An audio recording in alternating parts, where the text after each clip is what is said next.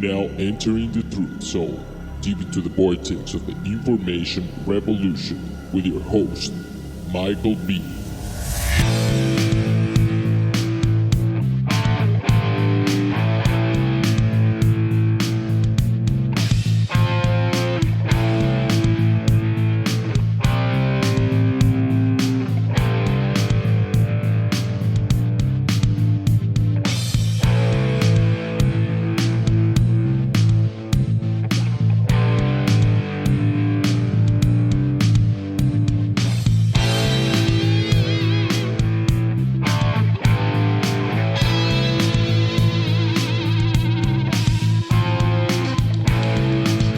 I am your host, Michael B., and this is a glorious Friday here in North Dallas, Texas. I thank all of you for the biggest week of attendance since the first week of May, when after Alex Jones allowed me to promote my show live on Infowars.com. Again on the first week of May, and since then, it exploded, right? Because, people got to hear me in the mass audience, and then of course, things get grounded, things come back to earth.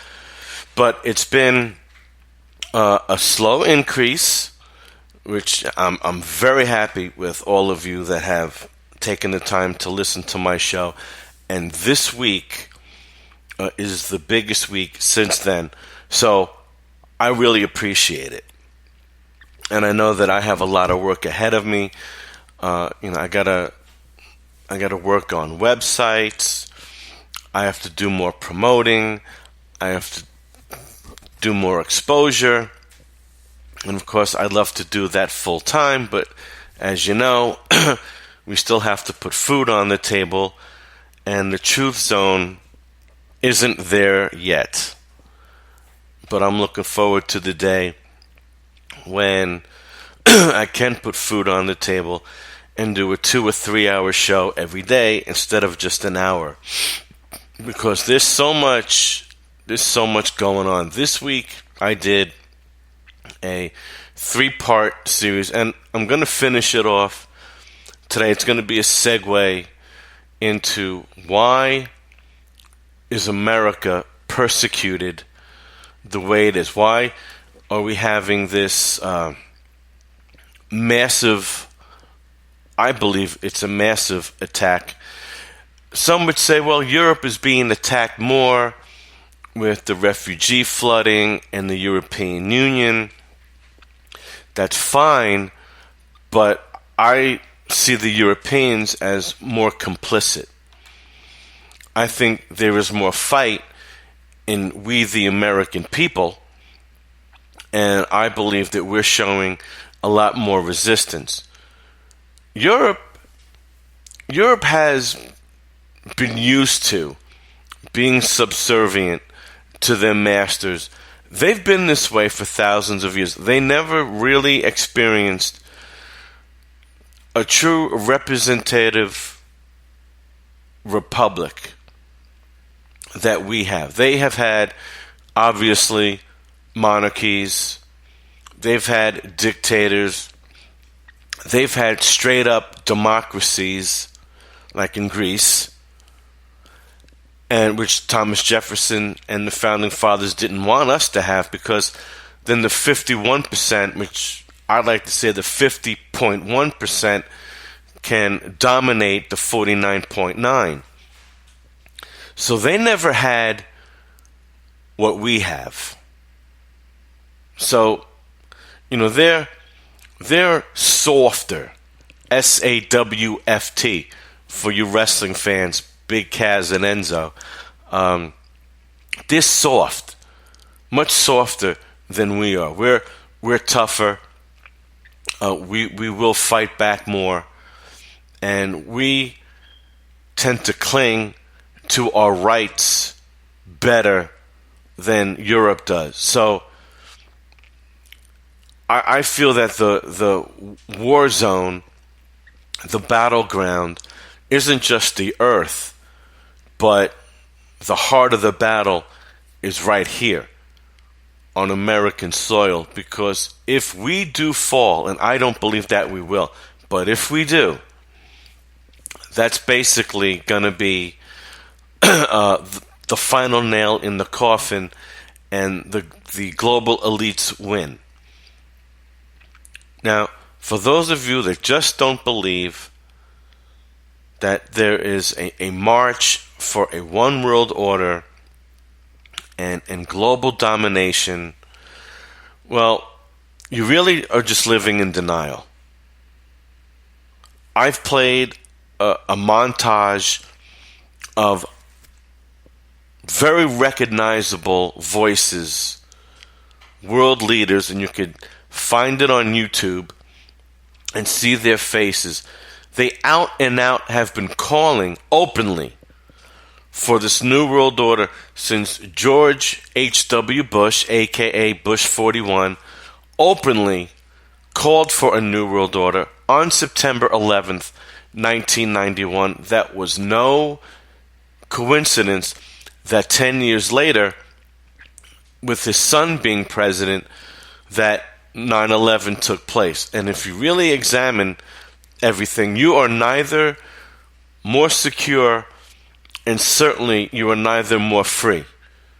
You had way more rights 16, 17 years ago than you do now. The police were way more relaxed than they are now. The government was much more covert in what they did than they are now. And a lot of people, well, some people have said, 9/11 woke up a lot of people, and the government has been exposed. Well, I am led to believe that these elitists are not stupid. We heard for 8 years, Obama is incompetent. He doesn't have the experience. He's not that smart. All of that is untrue. Barack Obama knew exactly what he was doing. He knew what he was doing, and he knew why he was doing it. He's probably, and the people above him are probably very frustrated. Now, I'm going to take that back. He is probably more frustrated than the people above him, because the people above him, evil is very, very patient. Those at the top are the descendants, whether by blood or by ideology, all the way back to what I've been discussing, all the way back to the Tower of Babel and Nimrod. So this has been thousands of years in the making. This quest has been taking place, since after the flood. Oh, I just want to say, you're hearing this cough? Right now, we're having our AC unit and ducts all replaced today. 22 freaking G's. It turns out we had an inspection, and it turns out that our equipment was faulty. So I'm going to give you a little bit of advice. I'm going to pass this on. For those of you that plan on buying a house and you get the inspector, well, obviously we had our house inspected as well. And we got the green light. Oh, everything's fine. They found minor things which were fixed. Oh, but everything's fine. Turns out our air unit and the ducts are not fine. As a matter of fact, we have some bacterial growth which is all getting removed today. And we have oil leaks and everything else. It wasn't fine. But these inspectors, they're not as thorough as we're led to believe.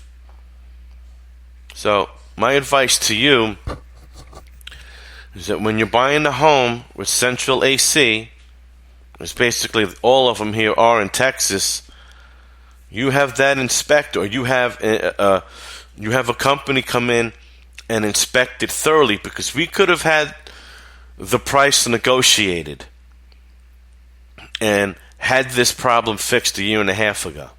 Now it's all on us. So that's my advice to you when you're buying a home.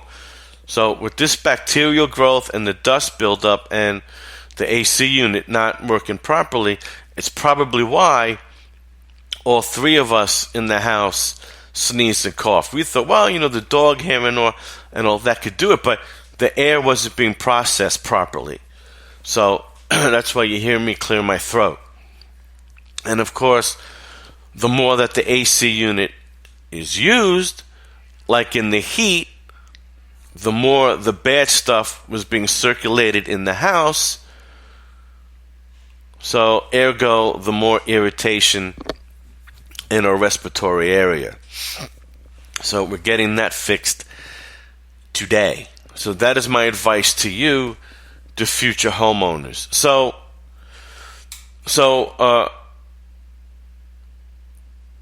Obama, who is obviously more frustrated, which is why he's doing what he's trying to do, because he vehemently worked very hard to accomplish what he wanted. And that was basically make the United States as third world-like or vulnerable to becoming like another Venezuela during his 8 years. And he's most likely very frustrated that he couldn't meet his goals. But the people above him, I am sure, are very satisfied. They're probably very satisfied with the results that they've achieved within the last 17 years. So as much as we think that we exposed the government for who they are, I think it's reasonable that they advanced up to 9/11. They advanced enough to unleash 9/11. I'm sure they knew that would lead to a quote-unquote awakening by all of us, and they were prepared for that, and they could handle it. And as you could see, even with all the exposure, they still move on and move forward with their agenda. America is becoming more and more perverse as a society. We're talking about that, and we're going to continue the last 6 minutes of yesterday's clip. We see more corruption in the establishment politically and religiously. We see a militarized police force throughout the country. I mean, these people are in full army gear. Growing up in the 70s, 80s, and 90s, I never saw such things. There were the usual police. Yeah, you had the SWAT team, no doubt, but you mostly saw them on TV, okay? You didn't see them on the streets the way we do now. And of course, in Europe, you go to Italy. I was there in 2010, and they had two police forces. They had what we would call the National Guard, and then the local town, the city of Rome police. Two of them, and you saw them on the streets. And their police cars and their uniforms were very distinguishable. And certainly, that's where the United States is headed.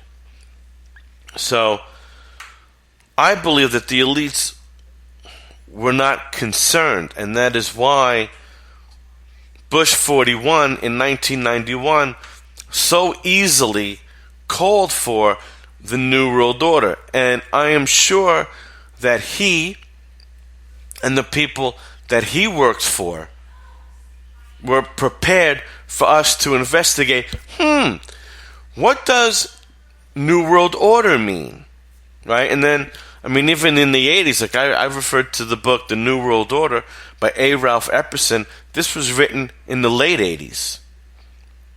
So I am sure that they had no problem with us becoming awakened to this stuff. But I think that they feel when push comes to shove, we're going to fall on our faces, fall on our knees like Europe, and just capitulate. And, Alex Jones on Infowars.com has been talking about they're going to assassinate Trump. They're going to assassinate Trump. They're calling for civil war. I'm seeing all over Facebook, I'm ready for it. People are showing pictures of their guns, which I don't think is that smart. 3%ers and all that. And I've said, well, my biggest fear is not a civil war or really an insurrection. My biggest fear is that nothing will happen.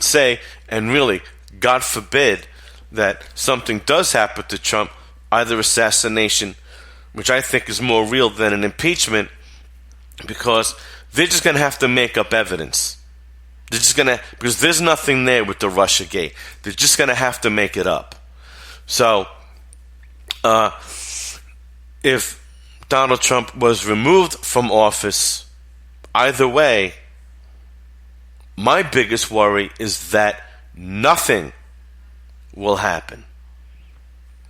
And that'll be probably the final collapse, because if nothing does take place and we just continue to bitch on social media, I think that's going to send a very, very strong message to the elites that we will lie down. And folks, they could really pour it on. So I think it's really important for all of us, not just, me on this little level. Alex Jones has called for all of his audience to create YouTube channels, podcasts, which motivated me to get back in the game. I took over a year off, but I decided to get back in because we must discuss this. And it's not so much to turn liberals around. It's really for you people to know that you're not alone. We're all together in this. So I do this really, I do for a few reasons. One, I like to get this off of my chest. It doesn't feel good to leave all of this in, so it's kind of therapy for me to vent all of my feelings about what's going on in the world. So that's an instant gratification for me. I also feel that perhaps I'm sharing things with you that you might not know, and I'm hoping that you'll pass it on to people you do know. And also that, so as I've said, that you're not alone in this, that,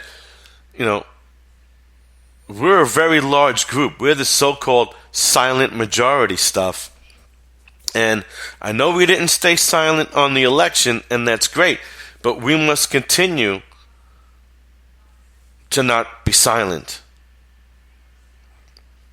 And one of the things that we have to do, and whether it makes a difference or not, and we're really going to find out, I think, within the next 6 months, where Donald Trump really stands. Is he really sincere, or is he a shill? I think we're going to find out in 6 months. And what I'm referring to is someone's got to be arrested.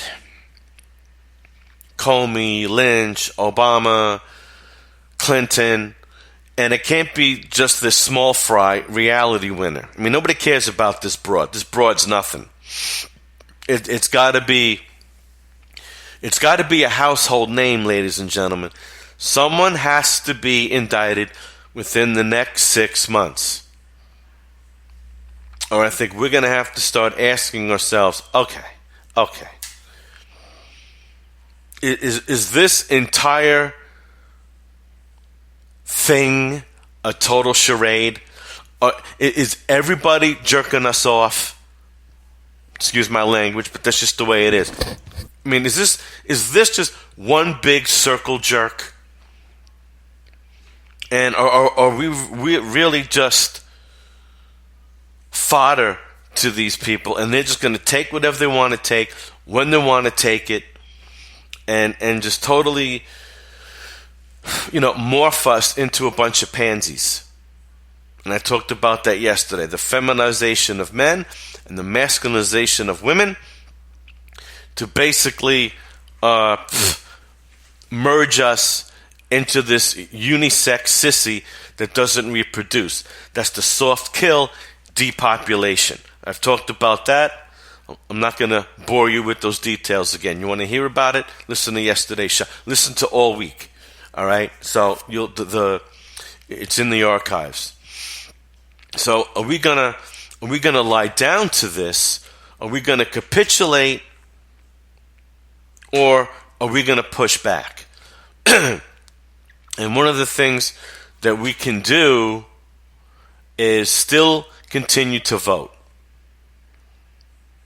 Yeah, it's not hard.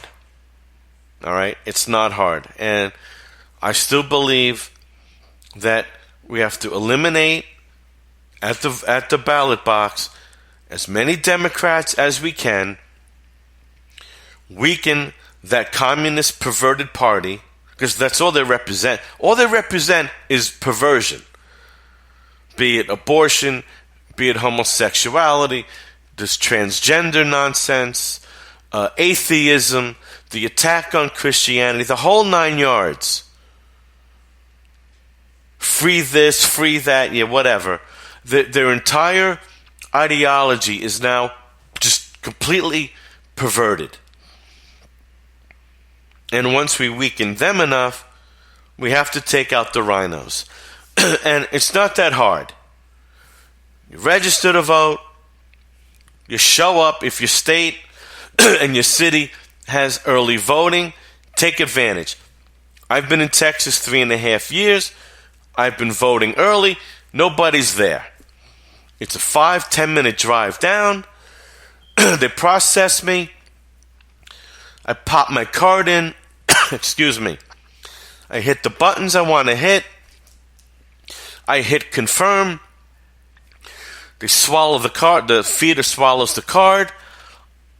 I say goodbye to the elderly ladies, the volunteers, and I go back home. The whole process is 30 minutes, okay? So it's not that big a deal. If you don't have early voting and you have to do it on that day, well, I'm sorry if you have to stand in line for a couple of hours. But you know what? What's a couple of hours in the scheme of things, once a year? Because there's always elections, whether they're minor or major, every year. What's the big deal? I think it's better to do something than to do nothing and say, well, I don't vote because, I'm not a slave to the system. Well, yeah, you are. We all are. If you think you're getting away with something, I've talked about this. The ones that live off the grid, they're living like Grizzly Adams. If that's their choice, fine. I'm not knocking them. I'm just saying, I really don't want to. I don't want to suffer in the heat. I don't want to suffer in the cold. I don't want to have to catch rainwater and, maybe I don't get enough that day or whatever. I don't want to hunt and skin animals, and it's just not for me. I do like some modern comforts. I'm not gonna deny it. I do like to go out to a restaurant and have food prepared for me. I like my electricity. I like my internet. I'm not going to deny it. And I don't think, I don't like being poor. I mean, I know people do things under the table and, they basically scrape by. I don't want to just scrape by. I don't think that we have to short our quality of life to say, well, we're beating the man. I don't think that's necessary. Like, for instance, I am out of the federal government's model of healthcare.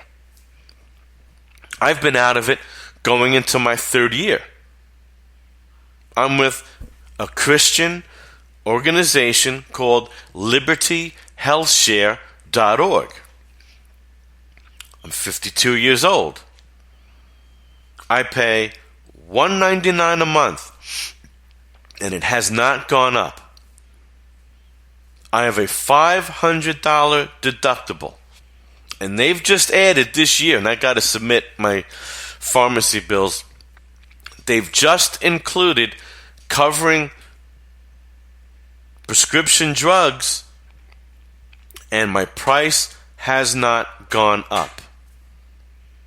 I do not fund abortions in my medical plan because as Christians, we don't recognize infanticide.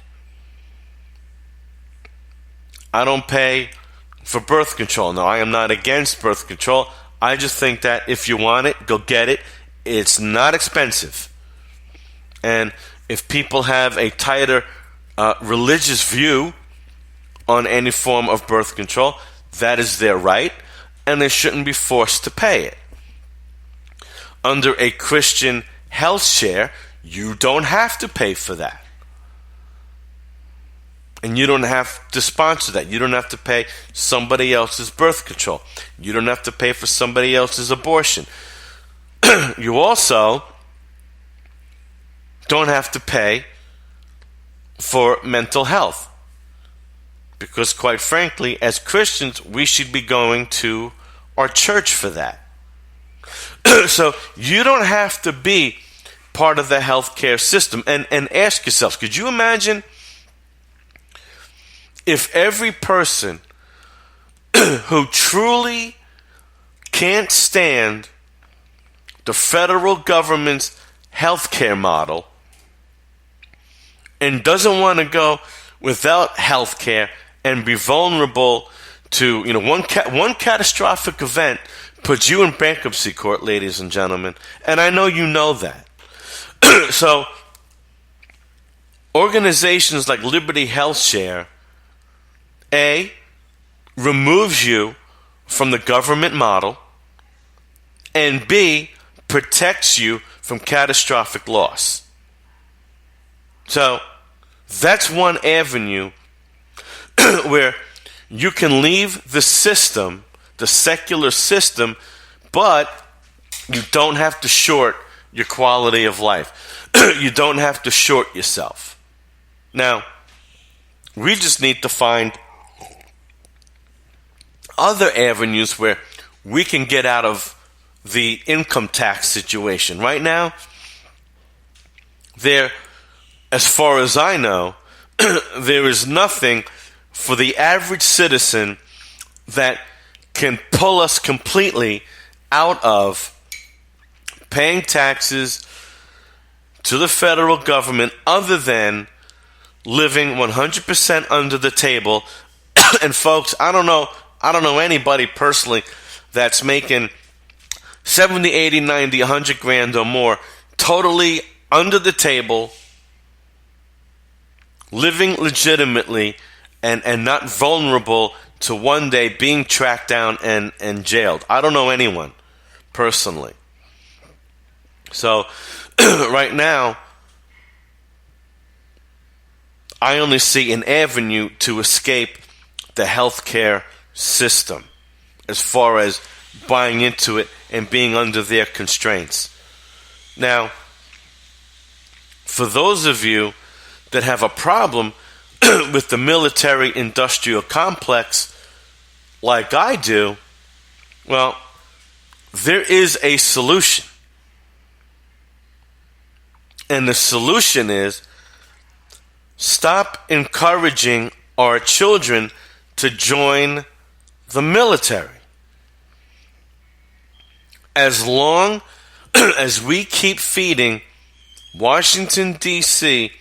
with the flesh and blood of our children, as long as we continue to do that, they're going to conduct business as usual. So we have to cut off that supply. Now, right now, we don't have a mandatory draft, right? So everybody joining the military is 100% voluntary. Well, stop encouraging our children to volunteer. And, that's a very touchy subject. I've taken beatings for that over several years on Facebook. I'll never forget one time, she's probably not a Facebook friend of mine anymore. This was a couple of years ago. She asked, should I encourage my son to go into Army school? I don't know if it was West Point, whatever. Should I encourage that? She asked. So I said no, and I basically gave the same explanation. People went bananas. And it's the same people that when you play the Eisenhower clip of the military-industrial complex, they'll go, yeah, that's not right. Eisenhower called it. He called it. Then at the same time, how dare you say that you shouldn't join the military? You should be proud of your military. Be proud of your veterans. You can't have it both ways, folks. You can't vilify the military-industrial complex. You can't condemn the Arab Spring and having our military in two endless wars that you people have said is a fake war on terror, and then at the same time glorify our troops and encourage your children to enter and to brag about your service. Well, I did 3 tours over there, and I'm a sergeant. You can't have it both ways. You have to make a decision. You're either pro-military industrial complex or you're anti. It's the same thing. Look, forget this pro-choice garbage. You're either pro-life or you're pro-death. The opposite of life is death. It's not choice. The opposite of light is dark. White is black. Good is bad. There's no mixing.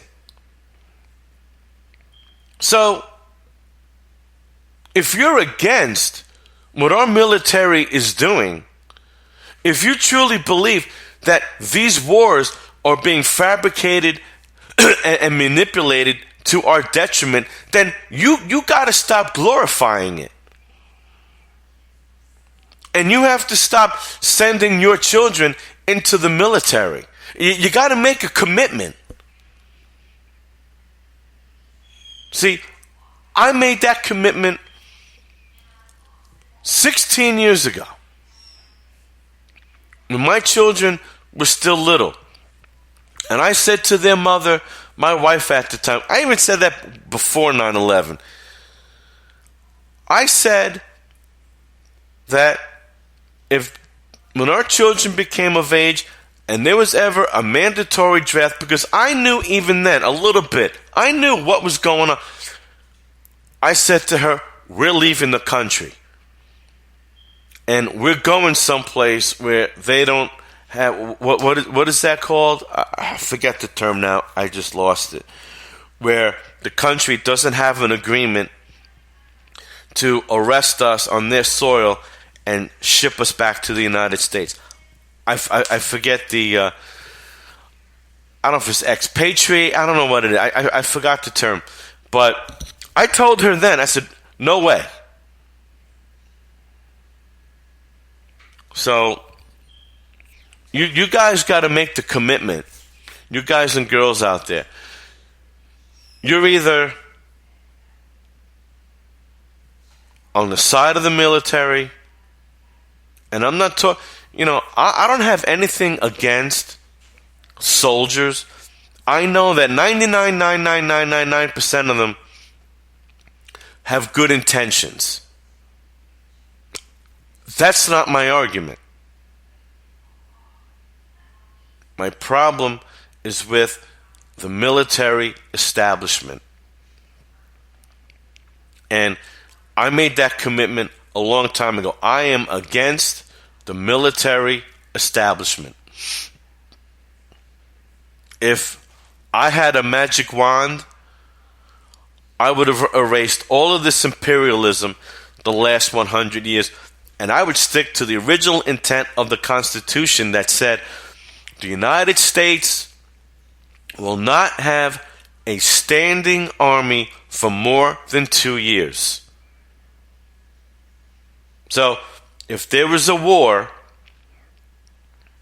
and let's say it got done within a year and a half, and the 2 years came up, the army's supposed to be disbanded. And then you have your local state militias. And then, if there was ever another war, Americans would be called for duty. And then the army gets disbanded again. That's how it was supposed to be. It was not supposed to be almost 200 military bases all over the world. That was not the intent. And if I had a magic wand, I would erase all of this stuff. But you see, I'm not Harry Potter. But the only way to make a dent in this military-industrial complex is to make the commitment. Are you for it or are you against it? If you're against it, you don't encourage your children to join. And you decrease the amount of soldiers. Then that puts the establishment in a position where, do they go more robotic, which basically they're doing anyway? Do they speed up the possible inevitability of having, we've got the drones, and they have, DARPA has military walking robots already. And they know when they're going to unleash that. But do we hasten that inevitability? Or if they're not ready, then do we force them into recreating the mandatory draft? But we can't go on this way.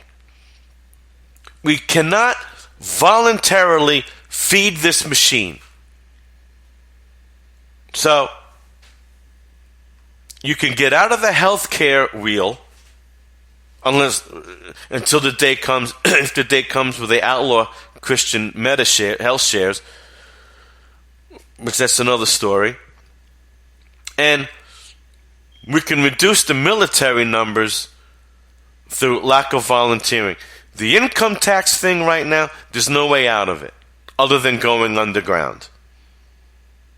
But we have to make that commitment. And it's the same thing with abortion. Why are we fighting Roe v. Wade? Why are we fighting Planned Parenthood? It's so unnecessary. Make better choices in your spouse when you make that commitment to get married. Make a better choice so you're not in divorce court 2 to 5 years later or whatever. And teach your children that life begins at conception, not when it comes out of the womb or when the state says, well, after 30 weeks, well, after 22 weeks, well, after 19 weeks. No. Sperm hits egg is fertilized, life begins. And that life is sacred from conception to grave. Folks, these abortion clinics would close due to attrition. They'd all go bankrupt. So it's unnecessary to fight all of this stuff. Things that you can pull out of. Pull out of. Things that you can't, well, that's where we have to get loud at the voting box. Get loud on social media and say, look, if you're not going to put in your platform, and these are people that are running for offices, if you don't put in your platform that you're committed to real tax reform, we're not going to vote for you. And, okay, if you promise that and we believe you, and we vote you in, and you don't make that happen in your first term, you're not getting a second term. See, folks, there are things that we can do to put off this stirring of the pot for an insurrection. Or at least we can make the establishment fire the first shot like Britain did. But we shouldn't do that. We don't have to fire the first shot. And that's what I'm seeing on Facebook. Oh, something happened. Oh, we're going to go. Hey, we don't have to do that. And we don't have to fight things that we can pull out of. But you have to make that commitment, and you have to be all the way in. You're either all the way in or you're all the way out, as far as I'm concerned. So, that's enough with my 42-minute rant. So, I'm going to continue with the last 6 minutes of the clip about the corruption of the church adopting worldly ways. Solomon did that. Israel fell. The United States is doing that. The United States is falling. Here we go. You have Apple, and of course you have Samsung and other tech giants that are implementing this in the mobile phone so people get subverted to it or used to it. It's a convenience right now, but wait until it's not a convenience and instead it controls. You see, there's something I want to show you. Have a look. I'll keep you warm and safe in my people's zoo. We are summoning the demon. Is when robots come to life as artificial organisms. Let's look down the street from where we stand right now to CERN. Okay, I will destroy humans.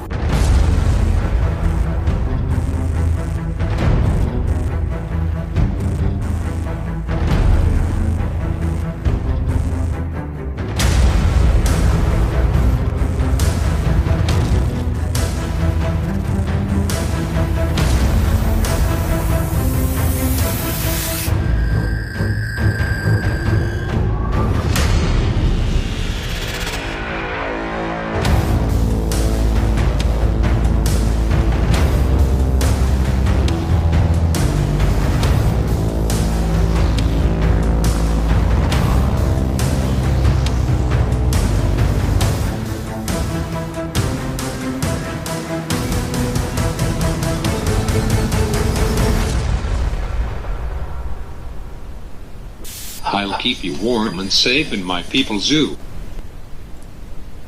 Jumping over to the Middle East, Iran's military announced on Sunday that it launched several missiles into Syria, targeting Islamic State fighters in retaliation for the attacks in Tehran on June 7th. The U.S.-led coalition downed Syrian army planes in southern Raqqa, says the U.S. Army statement.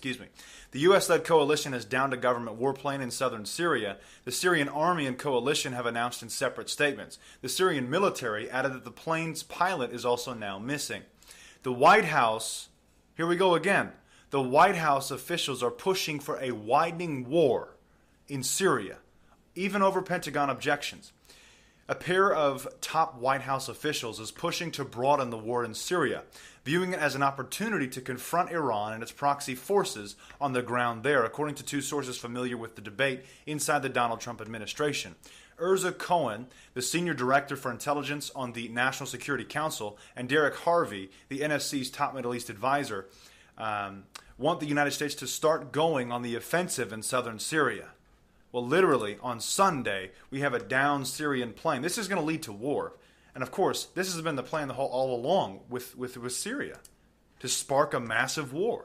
We've seen the signs. Now, of course, they want to expand the campaign in Syria. They're saying that. Their plans are making even traditional Iran hawks nervous, including Defense Secretary James Mattis, who has personally shot down their proposals more than once, the two sources said. The situation in southern Syria has escalated in recent weeks after a U.S. warplane shot down an Iranian-made drone that had attacked U.S. forces on patrol with Syrian allies near an American outpost at Al-Tanf. The drone attack came after two U.S. airstrikes on Iranian-backed Shiite militias, which had moved too close to the Americans' garrison. Back to the home front, Tennessee homeowners credits Jesus Christ after the Georgia fugitives surrender in his driveway. A Tennessee homeowner rejected the label of hero and instead pointed to Jesus Christ while speaking at a press conference on Friday about the capture of two escaped Georgia inmates who murdered two correctional officers while in transport to another prison. Patrick Hale, 35, says that he had been alerted by friends on Thursday night that the convicts, Ricky Dubose and Donnie Rowe, were in the area and had been in a shootout with police. He loaded his guns in the event that he needed to protect himself and his daughter. His wife was not home at the time. Within minutes, Hale saw the two men cross a barbed wire fence 300 yards from his back door. He called 911. I prayed like I have never prayed before, Hale recalled. Pondering whether he should stay or leave, Hale decided to grab his daughter and leave the property. As he began backing out of his driveway, he saw that the convicts had drawn even closer. But then something strange happened. They began to take off their shirts and start waving at us as if to slow down, Hale outlined. Much to his surprise, the men laid down in his driveway in a position of surrender. The situation took him aback. I wonder how many holy, warring angels were guarding Mr. Hale and his daughter. And I wonder just the submissiveness of these two convicts, if they saw something supernatural on that day, because why would they all of a sudden just collapse in his driveway? Not collapse, but surrender in his driveway. It's a very interesting situation and a story, don't you think? God is showing us signs throughout these times. Are you paying attention? I want to thank you all for watching and listening. Remember, we're viewer funded. And there's been so many attacks and so many things going on that started back in April, the really serious last attack. And because of viewer support, viewer funding, we're still here. But I'll tell you what, we have to make more cuts to our YouTube channel because of what's going on. So we're only going to be posting on Sundays, Wednesdays, and Fridays for the time being until we can get our operations back to normal. So if you can and if you're willing, I ask that you please contribute. Please donate or subscribe to the website. Go to christiantruther.com/support for more information and, of course, to subscribe or donate. Thank you for your contributions. They are keeping us going. God bless and carry on. Thanks for tuning in to this episode. Make sure you download our free mobile apps available on Apple and Android. Now, I played the ending of that because certainly I should give them, since I used their material, I should certainly give them the reference. ChristianTruther.com, they've got a lot of good material, folks. I mean, they just don't give you the surface, okay, like CNN and whatnot. And that's what I'm about here too, is peeling back that onion. So as I left off about making that commitment. So we're in a position, folks, it's about faith. Now, my wife and I were talking last night, and she feels that I'm not walking my talk and that I lack faith because, well, I got I don't know the extent of it. I got to see a couple of doctors here that I'm reaching out to. I wasn't told to go, but there's something going on. So I'm concerned about that. And my professional life took a hiccup a couple of weeks ago, and I'm frustrated that I'm 52 years old and I've worked very hard, like I'm sure all of you have, and I'm not where I feel that I should be. And I know all of that is on the earthly level. But my wife says, I don't have faith or trust in God. Well, I don't trust human beings. I don't. I don't trust people. See, and I just didn't want to get into it. What concerns me is the amount of suffering that I may have to endure until my time on earth expires. My faith tells me that I do have something better waiting for me because I've accepted Jesus as my Savior. I've accepted that Jehovah God, and I'm going to get into the names of why He's Jehovah, because I think that's important. So I know that by absolutely believing 100% that Christ is who He was, is, and will be, that I have a place somewhere in the book of life. I have it. I don't trust human beings. And I don't trust this world because, as I said on Tuesday, the most troubling verse in the Bible for me is 1 John 5:19. The world lies in the power of the wicked one.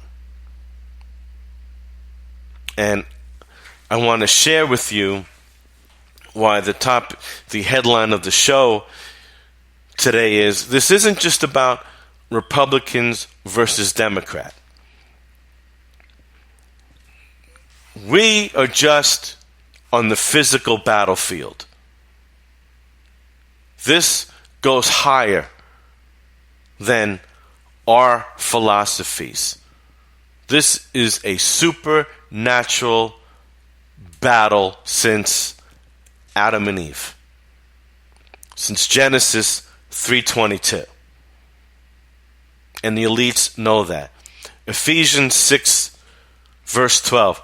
For our struggle is not against flesh and blood, but against the rulers, against the authorities, against the powers of this dark world, and against the spiritual forces of evil in the heavenly realms. Do you notice that heavenly realms, as I talked about Tuesday, is plural? There are degrees of heavenly realms. Jehovah, Jesus, and the heavenly angels are at the top of that realms. I don't know how many realms there are. And Lucifer, Satan, in my belief, is at the heavenly realm directly above the earth, and he has access. And he is the general of the rulers, the authorities, the powers of this dark world, and his spiritual forces of evil. And that Jesus Christ, and I'm going to go there, is the general of good.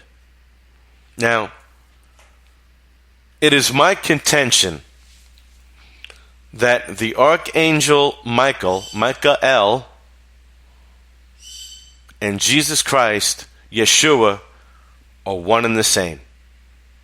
That's my contention. I'm not saying for you to believe that, because, Revelation is very clear. You add to the scriptures or you take away from the scriptures, There's a price to be paid. So I'm not saying for you to believe that. I'm giving my opinion based on my, almost 30 years now of study. Because as I alluded to earlier in the week, names in the Bible, and our last names, in fact, reflect our strongest qualities. Carpenter, blacksmith, goldsmith, on and on and on. Gabriel, God's messenger. Michael, he who is like God. And I forgot what Daniel L is. So all that L, see, L is God. So, who else? I mean, we say this in everyday language, that Jesus is the image of God on earth. Well, are we saying that Jesus is like God? Well, he who is like God. Well, his name would be Michael then, when we're talking in that language. And who would have the power to drive out Satan and his legion, his spiritual forces of evil that we read in the Bible was thrown out of the upper heavenly realm, thrown out of God's court, if you will? Who else but Jehovah's only begotten Son, first of his creations, where everything else has been created through him? Who would have that power? Could it be just an archangel? Or the most powerful one outside of the Creator himself? Right? It would have to be Michael. See, when Gabriel came, we see him mentioned, he was a messenger. He gave good news to Mary and I believe Zechariah, and now the name is skipping me, John the Baptist's father. I think the angels that smited Sodom and Gomorrah, I think Gabriel led that charge. So, but the big one, the big fight, toe to toe, is between the strongest outside of the Creator versus a very strong enemy, the third archangel mentioned in the Bible, the light bearer, Lucifer, who has been downgraded to Satan, which means resistor, rebel, all of that. So, and obviously, God gave the commission to the strongest of all of them to fight Satan directly. And the only one that can do that is the creation closest to being like God. Well, there's only one. So, it is my belief that Jesus is the archangel Michael before he came to earth and was named Yeshua, or Jesus in the Greek, and I'll go into what Yeshua means. Then upon his return, sitting on the throne, handed the keys to the kingdom, handed the keys to the highest heavenly realm, taking the station of God given to him. Well, then he is like God again, isn't he? So wouldn't his name then be Michael? That's my belief. I'm not asking you to believe that,